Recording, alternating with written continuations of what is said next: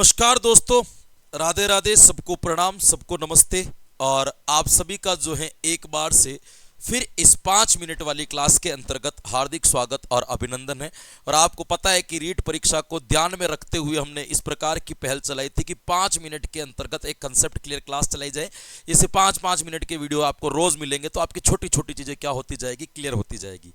आज की क्लास के अंतर्गत अपन बात करने वाले हैं दोस्तों शील गुणों के बारे में। भाई किसके बारे में बात करने वाले हैं दोस्तों?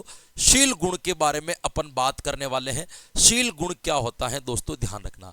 शील गुण के द्वारा आपके व्यक्तित्व का मापन किया जाता है। एक तो ये बात आपको ध्यान रखनी है, शील गुण के आधार पे भी आप व्यक्तित्व का क्या कर सकते हो, मापन कर सकते हो।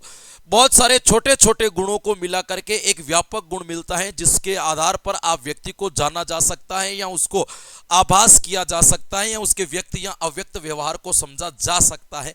उसको अपन क्या कहते हैं दोस्तों, शील गुण के नाम से जानते हैं। आपको यहां पे ध्यान रखना है मेरे दोस्तों, शील गुणों के बारे में बात करने वाले दो लोग आपके सबसे ज्यादा महत्वपूर्ण माने जाते हैं। सबसे पहले अपन बात करते हैं मेरे दोस्तों, तो सबसे पहले अपन बात करते हैं आलपोर्ट की। आलपोर्ट वही व्यक्ति है जिसने आपके व्यक्तित्व की सबसे सटीक परिभाषा दी थी कि व्यक्तित्व जो है वो मनोशारीरिक दशाओं का एक गत्यात्मक संगठन है जो वातावरण के साथ अपूर्व समायोजन स्थापित करता है।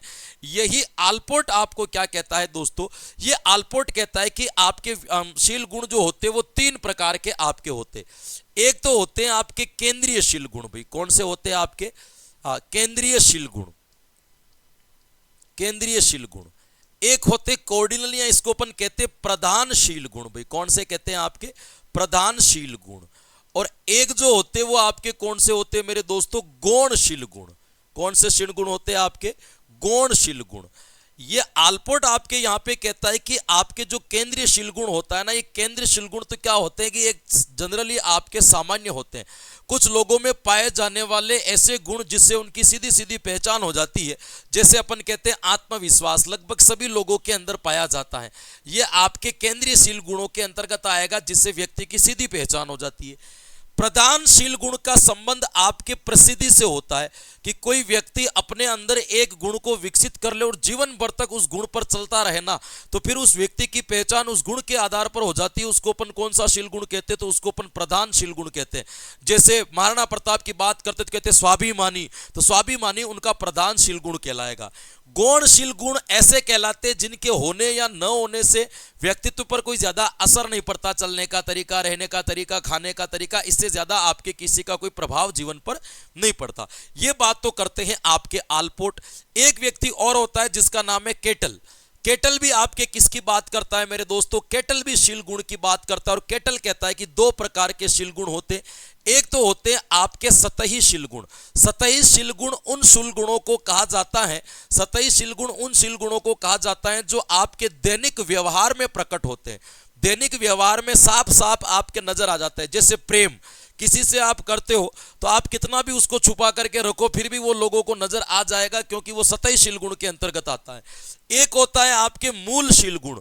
मूल शील गुण उन शील गुणों को कहा जाता है जो आपके दैनिक व्यवहार में प्रकट नहीं होते, या उनको पता लगाने के लिए हमें क्या करना पड़ता है, विधियों का सहारा लेना पड़ता है। ये कभी भी दैनिक व्यवहार में आपके प्रकट क्या नहीं होंगे। इन्होंने ये बताया। इन्होंने ये भी बताया कि 2 तरह के लोग होते। एक होते आपके सामान्य, इनके अंदर 23 आपके मूल शील गुण पाए जाते हैं। और असामान्य लोगों के अंदर कितने पाए जाते हैं? तो इनके अंदर 12 शील गुण पाए जाते हैं। और इनमें से 16 गुण ऐसे थे, या 16 शील गुण इनमें से ऐसे थे जिनको मापने के लिए आपके केटल ने क्या किया था? प्रश्नावलियों का निर्माण किया था। भाई किसका निर्माण किया था? आपके प्रश्नावलियों का निर्माण किया था। मापन की प्रश्नावलियां बनाई थी जिसको 16 पीएफ कारक के नाम से आपको जाना जाता है। तो 16 पीएफ किसके द्वारा दिया गया था? तो 16 पीएफ किसके द्वारा दिया गया था? आपको ध्यान रखना है, ये किसके द्वारा दिया गया है? आपके केटल के द्वारा दिया गया है। एक यहां पे इंपॉर्टेंट और याद रखना, ज्यादा बड़ा नहीं रख पाओ तो एक ध्यान रखना, एक आपके 32 पीएफ प्रश्नावली भी पूछी जाती है कभी कभी। कौन सी प्रश्नावली पूछी जाती है? 32 पीएफ प्रश्नावली भी पूछी जाती है। तो ध्यान रखना, इस 32 पीएफ प्रश्नावली का निर्माण आपके आईजेंक के द्वारा किया गया। भाई किसके द्वारा किया गया? तो ध्यान रखना, आईजेंक के द्वारा। 16 पीएफ तो अभी अभी पूछी गई है, आपके 1 से 2 एग्जाम पहले ही पूछी गई थी, लेकिन कभी 32 पीएफ भी पूछ ले तो भी आपको हल्का फुल्का क्या रखना है, इसके बारे में ध्यान रखना है कि ये किसके द्वारा विकसित की गई थी। तो आईजेंक के द्वारा आपके 32 पीएफ प्रश्नावली को क्या किया गया था? आपके विकसित किया गया था। ये आपके एक शील गुण के सिद्धांत है जो आल्पोर्ट और केटल के बारे में क्या रख सकते हो? याद रख सकते हो। फिलहाल आज के लिए इतने शॉर्ट क्लास में, फिर मिलेंगे एक नई क्लास में, तब तक के लिए आप सभी को धन्यवाद।